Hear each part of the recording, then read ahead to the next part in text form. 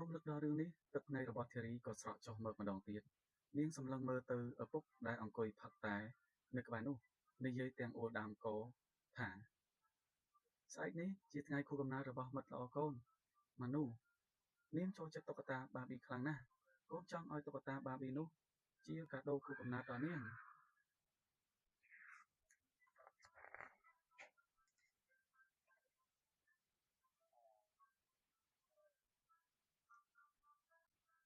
ឮដូច្នោះលោកឪពុកដែលនៅក្បែរនោះក៏ក្រោកមកអង្អែលក្បាលរបស់កូននិយាយ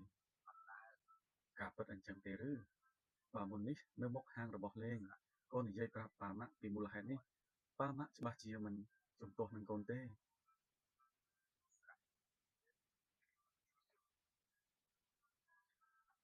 ធារីស្ដាប់ឮសម្ដីឪពុកហើយមានការភ្ញាក់ផ្អើលយ៉ាងខ្លាំង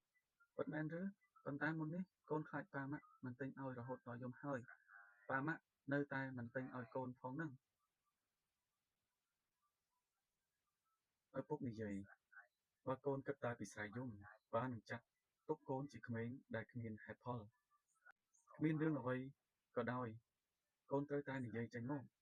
ឲ្យតែមានហេតុផលត្រឹមត្រូវប៉ានិងម៉ាក់នឹងយល់ស្របតាមកូន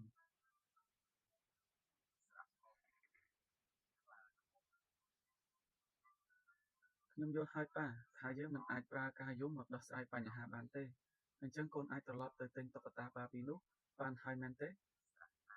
លោកប៉ាងាកដើរទៅកាន់មាត់ទ្វារមិនហើយកូនតោះជាងទៅ